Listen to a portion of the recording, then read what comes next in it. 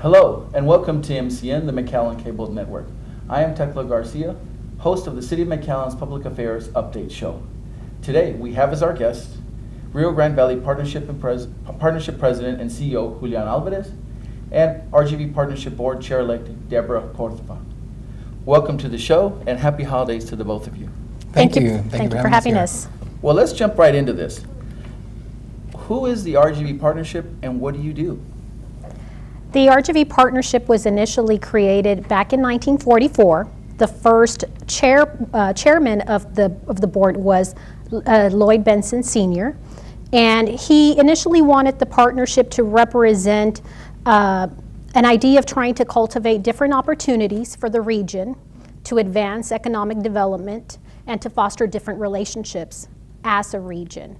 Now we are a board of 43 members, 43 individuals coming from all different walks of life, representing our 4 counties. We sit together once a month and go through and discuss different regional issues that are impacting our communities. Does that cover? That covers it. She does a great job. I think there's so many associations and groups in the Valley. I think it's great to have you on and have folks in McAllen understand what you do. Let's talk about the both of you for just a second. Tell me how you got to the spot that you're in now, and some background on your professional career. Sure. I'm originally from the Rio Grande Valley, born in McAllen, raised in Mission, attended Mission High School. That's okay with us as well. I was born in McAllen. And I went to St. Mary's University, obtained my Bachelor's of Business Administration there, also obtained my law degree from St. Mary's University School of Law, and while I was in law school, I was working towards my Master's in Business Administration, so I have an MBA from UTPA. I am a partner with Kittleman, Thomas, and Gonzalez, PLLC here in McAllen, and I work I do basically transactional work, real estate, corporate, and I focus on probate matters as well. And I came onto the partnership several years ago. Veronica Gonzalez recommended me to the board, and I was elected onto the board, and I've been on the board ever since. As far as becoming chair-elect, I'm honored. I'll be the first female chairwoman of the organization in its 68 going on 69 years, and I was selected by my peers, so that's even a bigger honor. And I'll get to work this coming year with Julian Alvarez. He's been with us for a couple of years, has done a great job for us, and I look forward to it. You've been this president CEO, is it 3 years now? Actually, in February, I'll hit 2 years working with the partnership. So my background is probably not as impressive as Deborah's. I dress like an attorney, but I'm not. Teclo, prior to working for the Rio Grande Valley Partnership and assuming the role as the president and CEO, I worked for Senator Kay Bailey Hutchinson. I was her regional director, handled 21 counties for her from South Padre Island all the way up to Del Rio, and then made my way up to Nueces County and then south. Did that for about 5 years. Prior to working for the senator, and how she heard about me was I was a highway patrolman, and I did that for about 5 years. So don't let my height fool you. I was a little dangerous from the knees down. Now, of course, building that skill set as a regional director really comes into play here, right? That's correct. What it allowed me to do was to actually meet some of these great leaders of South Texas. I've had an opportunity to meet with folks like Richard Cortez, who was the mayor for McAllen when I first started and while I was working for Senator Hutchinson. And of course now I have the opportunity to work with Jim Darling, who's done a great job for the city of McAllen. Right, and of course you've met with them in the past and worked with some of them on different issues. What are some of the priorities coming up for the partnership this year? You talked about you working or been on the board working for the last couple of years. What do you see coming up this year? What I see coming up this year are definitely the water issues that we have here locally, region-wide. We have the education, and we have the medical school. As we know, Governor Rick Perry signed the bill to have a medical school here in our valley, and so that's a great accomplishment for us, and we help support that medical school by signing off on a resolution through the RGV partnership. So hopefully in the future we'll be able to continue to support that and make sure that it does come to fruition. We also see the Water Coalition that was initially created, and Julian can probably expand a little more on that as well. Yeah, there was obviously a need and there was interest. People in this area, in this region, have expressed the concern for a shortage of water. And so what we did, Teclo, is we were able to get some of our local leaders, McAllen Mayor, not only as the mayor, but because he serves as the chairman of the Regional Water Authority, we were able to jointly gather a group of folks, Ray Pruitt, myself, Joe Barrera, and of course Wayne Halbert out of Harlingen. It's a steering committee made up of the folks both on the east and west end of the valley who all have the same interest, and that is the shortage of water. What can we do to kind of eliminate or kind of help with the treaty that we know that we have a difficult time understanding? I think our first goal was to just educate the folks here in South Texas what the concern is and what the problem is, and then figuring out a way to solve that. You actually steered me away that I wanted to go initially, and that is talk about some of the things that took place in 2013, and maybe we set 2014 aside for just a bit. But you mentioned medical and the medical school and education. You mentioned water, but there was also this little matter of I-69 that we were all working on together. Can both of y'all talk about that? And maybe you can tell me more about I-69. Maybe Julian, you can elaborate on some of the challenges of getting everybody together on the same page. Well, I-69, of course, was unveiled over the summer in July, and this is the first interstate highway system here in our valley. And I know that we had been working on that even prior to my time and prior to Julian's time with the Rio Grande Valley Partnership. And Julian and his staff did a great job in getting everyone together to make sure that the unveiling did happen. Yeah, our intentions, Teclo, as you know, we have I-69 Central, we have I-69 East, and then we also have a West, which is actually out of Laredo. And so when we talk about interstate, we don't just focus on 281 or 77 or 59, we focus on the whole region. And we consider the third part of this interstate in Laredo. We work with our Laredo partners. I know we have a great relationship with Raul Salinas and Laredo. But you're right, the partnership back in 1991, along with some great leaders in this area, McAllen and of course Otho Brand and some other folks were very instrumental in getting a plan together, along with Mayor Card and Bill Summers, David Alex, all of these people were very instrumental where we're at today. So we were lucky that we did the official unveiling. We have the largest shields or signage of interstate in this whole corridor. We have 113 miles, and those signs are evident around us.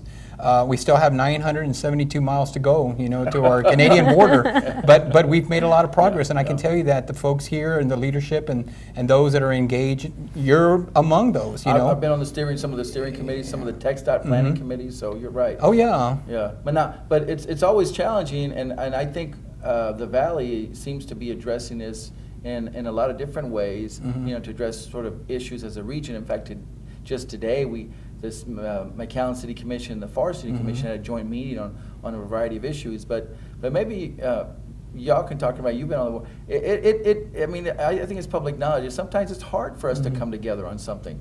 Absolutely, but it is impressive being able to get the whole community, the 4 counties, to come together and seeing everyone come on board and focus and strive towards the same issue and goals for the Valley.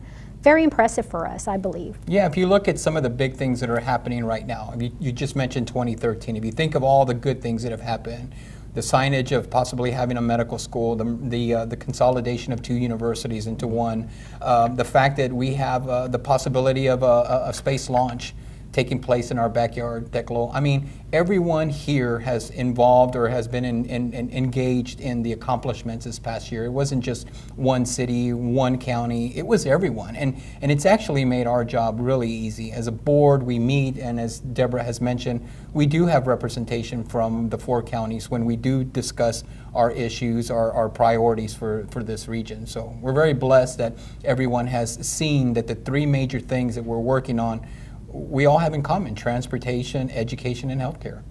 Right, and I know at some of your meetings that you have the county judges there, and you have mayors there, and whether it be an I-69 signing ceremony or one of your board meetings, you are getting more and more buy-in from folks around the area.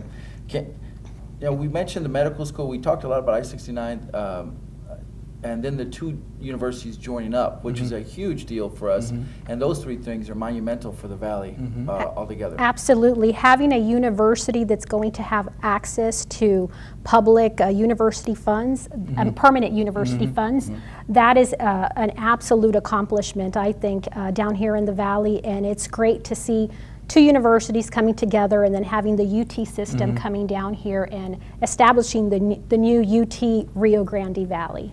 I know Mayor Darling and our city commission was particularly interested in this, and they've been supportive throughout from the start. Now, you mentioned access to the permanent university funds. As y'all have, the UTPA has already been able to access those funds, and they've been able to get, I think, close to $200 million for a few new facilities.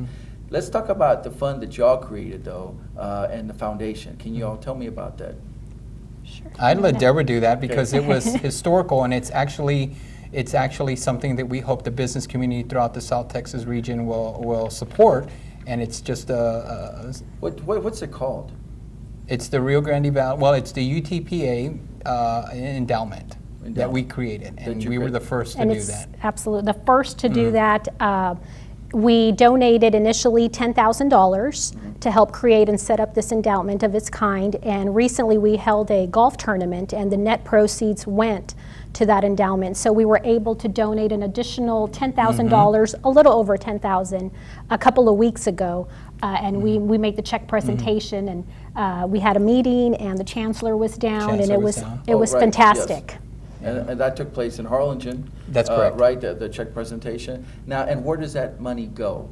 Well, that's good that you said that. What we did was the only conditions that we asked the 2 schools to honor were the fact that it would go to someone who's from the Valley. A student? A student who's actually going to the school, to the Valley, regardless of their financial need. We let them, at their discretion, make that determination, Teclo, but it'd be someone that's from the Valley and someone who's from one of the area schools.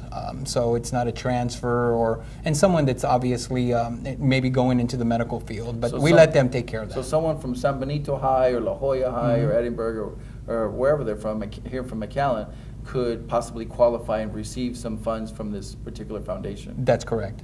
Wow, that's really good. I'm sure the university was happy with that when you first brought it up to them.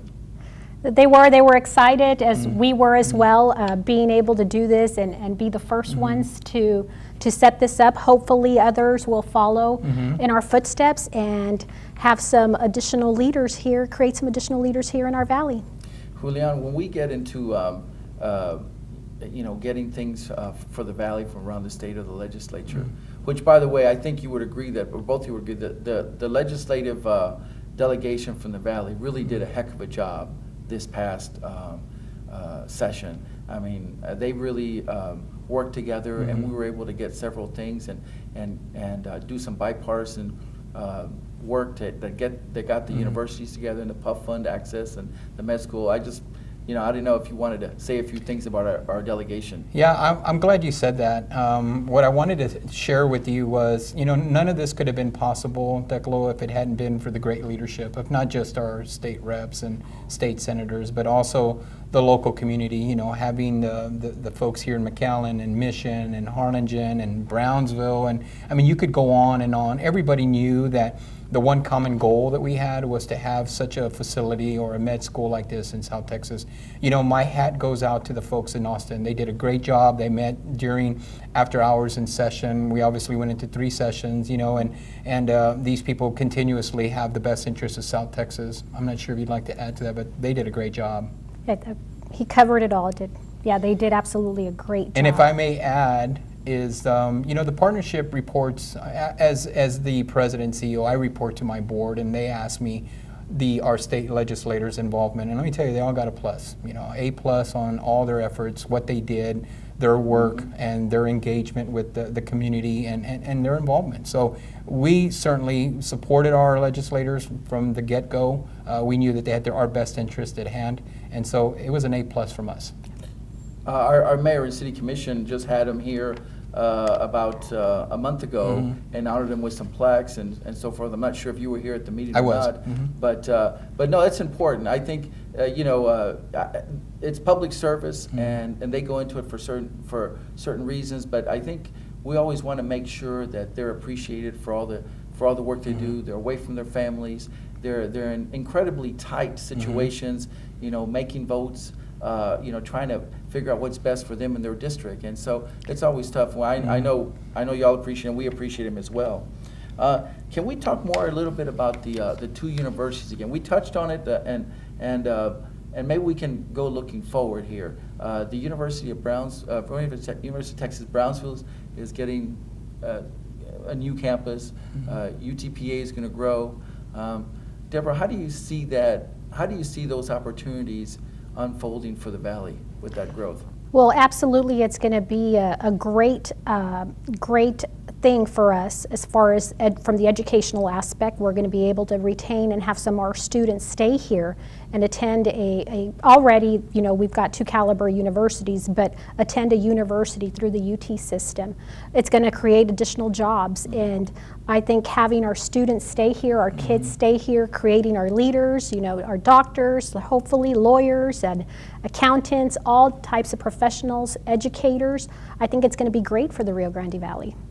And I'm sure because you're part of the partnership, you don't care where the university buildings and all that go. Is that right, Julian? You know, our position on this was, as Deborah, you know, mentioned earlier. You know, we supported it through a resolution, regardless of the location. We just think that what's good for Willacy County is just as good for Starr County, Cameron, and Hidalgo. We could care less. We just know that ultimately it's just preparing our students for the future. Now, for 2014, you talked about water a little bit. There are significant challenges, and you mentioned a few of those. But let's jump back to that again, looking forward for the next year or two. With Deborah, you know, working the next year, what sort of other kind of things will you do to help facilitate some of that communication and outreach and education for our residents regarding water issues? Well, what we would like to do is, you know, educate. You mentioned it earlier, and I did too, Teclo. We've only had an opportunity once to actually engage in conversation with our stakeholders, those interested and those obviously concerned with the shortage of water. We have to be very careful, though, because we have good friends with IBWC and we have good friends at the state level regarding water. So our approach, boundary and commission. Right. And we need to make sure that when we go and approach these folks, that we do it in the right way and that no one's offended. We have bridge operators and they work with these people on a regular basis. So when we talked about the partnership actually, you know, starting up this coalition, it was done with intentions of having regional support and you know, those that could serve in an advisory capacity. So it's still new to us, Teclo, but we have great folks with the Regional Water Authority that are on board with us. They provide us with the knowledge that we need to go forward, and then we got experts that know the actual language that's included in the 1944 treaty. You know, we were lucky enough to just get back from Washington, and we went up there with, Carlos Rubenstein, who's got a new role. And then, of course, we had our legal counsel with us, and we had some really good leaders that went up there with us and met at the White House and specifically addressed this, you know. And, of course, our very own Mayor Jim Darling is kind of a water expert himself, and he heads up and so you guys can lean on him anytime for expertise. That's correct, and he has been a valuable resource to us. I mean, he's so knowledgeable. We met with him yesterday, and you're chairman of the and some other members of the Regional Water Authority. in the past, the RGV partnership has done a lot of economic work and has definitely understood the Valley's role in retail and those kind of things, and has also had a really good relationship with Mexico. Do you see the RGV partnership perhaps in the future sometime kind of revisiting that and trying to build that back where maybe it was before? We would like to. Right now our main concern is, accommodating the needs of our economic development folks here in this area. It's no secret, there are some challenges in Mexico that we need to obviously address. Our trips to Mexico have been very limited. You and I have been to Mexico City in the past, and we've made our trips over there. Those are things that we need to consider. We need to just, our approach to things are a little different. Before, we used to cater to the winter visitors that would go with their Teclo, and we would take them for one-day visits. But strategically, I think now what we want to do is when we go up there, it's to take care of our economic development needs. It's catering to our Mexican nationals who we know play a very, very important role to our economic development here in the States and along the border. Right, winter Texans are very important to us, as are Mexican tourists. Oh, yes. Shop, Absolutely. et cetera. Oh, yes. Anything else, Deborah, about 2000 and looking forward 2014 that should be on our radar? I think pretty much everything that we discuss will continue to be on the radar for 2014, the water issues, education, transportation, healthcare. And so if y'all will stay tuned this year, I think we have a lot of plans. I look forward to working with Julian. He and I together, I think, have some good ideas that hopefully we will implement this year and set into action and make 2014 a very successful year. Now, one last question, Deborah and Julian. Were you guys behind the UT RGV moniker for the new university, or did you vote for something else? I was happy with whatever name they gave. Right. That was our Good position. one. Right. That was our Yes. position. Good answer. We're just excited to have the university here. Well, and I will tell you this, that I did get some calls because RGV partnership, RGV, UT, RGV. I love RGV being mentioned consistently and constantly. I made it public myself to vote for our RGV deal, and I was glad to see it. But I think you're right. I think the point is that they're here. We have access. We're growing. We're getting more fundamental access to higher education for our kids here in the Valley, and that's most important. Julian, your website is www.valleychamber.com. Is that correct? That's correct. And so when everybody wants to know about whatever initiatives Deborah and the board and yourself are working on, they can just go to that site, look at the news, see what y'all are up to. Is that correct? That's correct. That's correct. And if I may, Teclo, along with the website, we do a barometer, truck crossings, resale tax, retail taxes, and just things like that. We also put this. I know you're very familiar with this. We wanted something that we could use as a resource. It's actually kind of self-explanatory. It talks about our transportational needs. I-69 is mentioned in here, our rail crossing into Mexico, SpaceX. So this was something that the partnership felt that we needed so that maybe we could brag a little bit. Pages 82 and 83 talk a lot about what McAllen's accomplished, all the accolades that you guys have received, and again, through great leadership. So this was easy to do because of all of the great things that are happening here in South Texas. We have those available here at City Hall, and I guess they can pick those up at your Wesco office. That's correct. Correct. And I think there are some other locations around the valley where those can be picked up. But if anybody wants one here in McAllen, they can pick them up here at City Hall. That's correct. Well, I appreciate both of you coming here, talking about the RGV partnership, talking about what some of the main issues for the valley were this last year, what accomplishments were made, and then what we're going to do or face this coming year. I thank the both of you for doing that. Thanks for taking time out of your very busy schedules. I think people will get a better understanding of what the partnership does and what we're doing moving forward.